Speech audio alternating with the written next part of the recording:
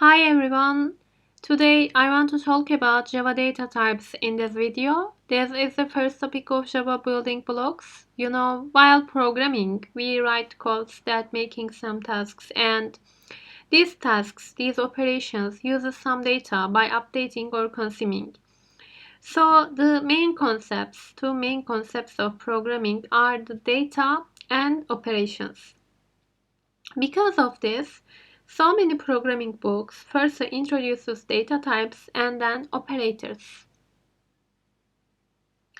Let's look at Java data types, which is the main and first step to understand the Java language. There are two main separations between Java types as primitives and references.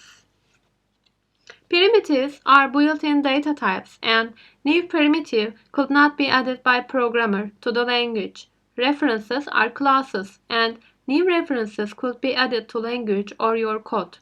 Basically, there are 8 primitive types in Java, and all other types are basic or complex combinations of these 8 types. These 8 types: Boolean, char, byte, short, int, long, float, and double. Let's look at each of them one by one. Boolean is a type that can only store true or false values. Char can only store one character data. Byte, short, int, and long are used to store numeric data in different sizes. These data types have no floating point digits. Floating point numerics are defined separately as float and double. We will talk about the references later. Let's look at these primitives in detail. You can easily see the default values and sizes and also limits in this table. You can see all numeric types have default value 0 and Boolean as false.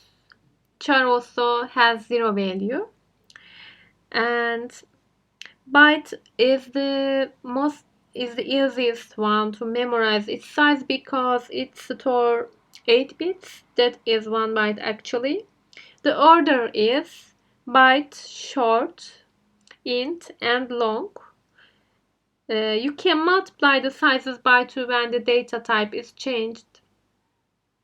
Let's look at how to compute maximum and minimum sizes for these types. The size value is used to compute the maximum and minimum limits. For example, byte stores 8 bits, and to reach the minimum value, first we take 8 power of 2 and divide the result by 2 because the type is signed, and one part of data will store the negative values and the other part will store positive values. Then we add minus and we reach minus 128 is the minimum limit the byte type could store. Okay, what about the maximum value?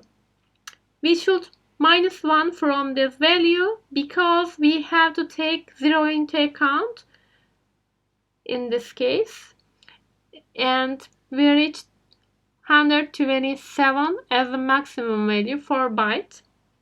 Calculating maximum and minimum values for floating point numbers a little bit complicated and it's not the subject of this video, so we skip them for now. And minimum and maximum values could also be calculated for short, int, and long types as the same way. Okay, what about the reference types? As I said before, reference types actually are classes, and they are also called as wrapper classes. These classes wrap the primitive types to support extra properties for them. In Java, there is a reference type for each of the primitives. And to differentiate them in coding, all primitives are started with lowercase and all wrapper classes are started with uppercase in Java. Actually, all classes are started with uppercase in Java. When you use reference types, you use a class and instance of it. That is, you create an object from that class to store the data. The object the actual data, is stored in a memory location, and the address of this object is held by the reference type. Although by using primitives, the data is stored in the memory location with this primitive type. Let's look at other differences between reference and primitive types. The first advantage is using methods. Methods can be called on a reference, and because when you use references, you create an object from a class, from a wrapper class, and wrapper types has special methods to run on the references. Null value can be assigned to a reference type, and at some points, null value can be critical. For example, in case of storing coordinates of location, taking 0 for an empty data can cause a misevaluation of that data.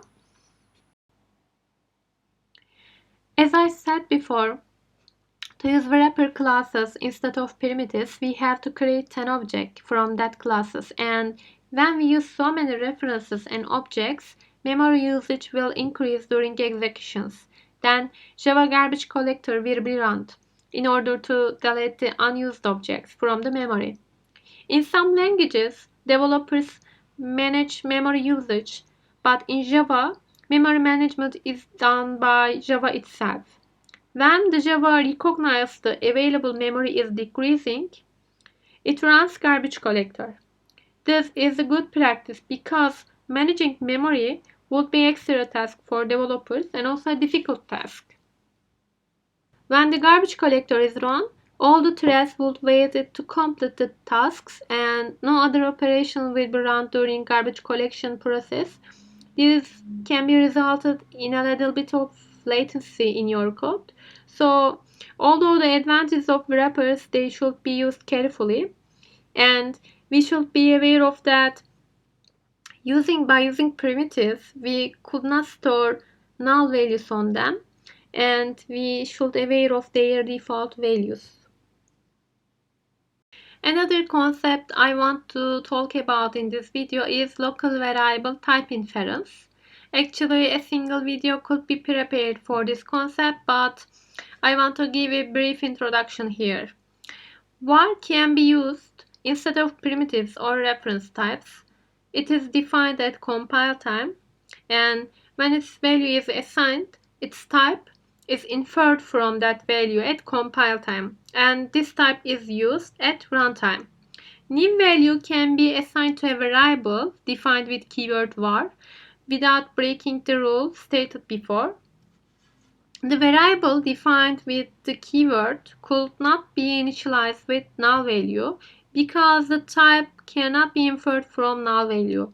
After the type is inferred once, we store null value.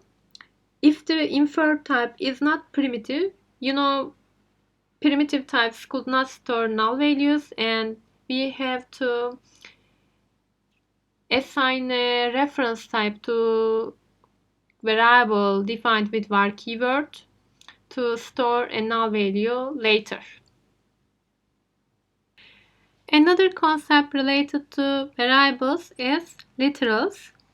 We define variables and we assign values to them. By doing this, we write the values, and these values written in the code are called as literals. You can see samples on screen now, and all the values right side of the equals sign are literals exactly through C100.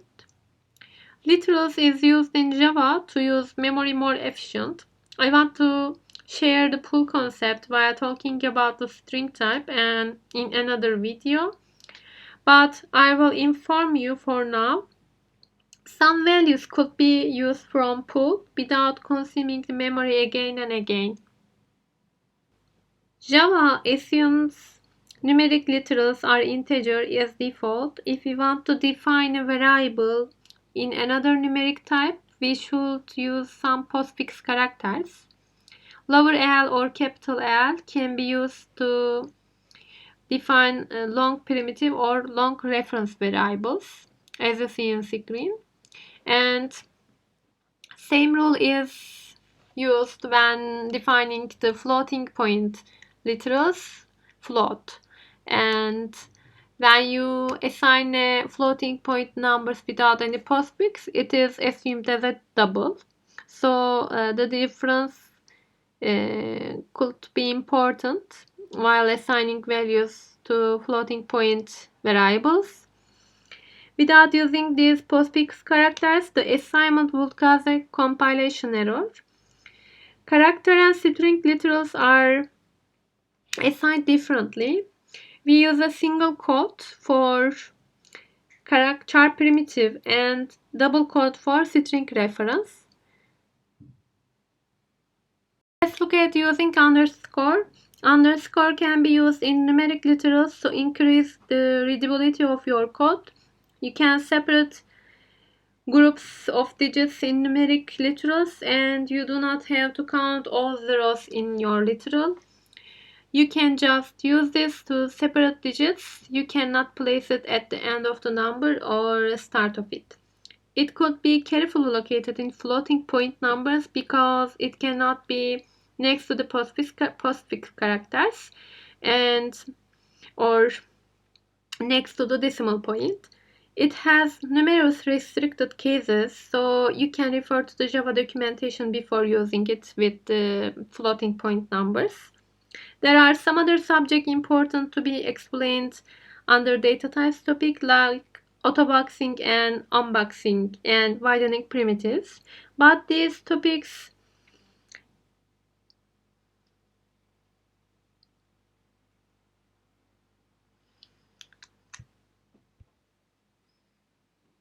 There are some other subjects important to be explained under data types topic, like autoboxing, unboxing, and widening primitives. But these topics can include some other topics also, so I want to prepare another video for them. I want to emphasize that understanding the types in a language is very important to work with them.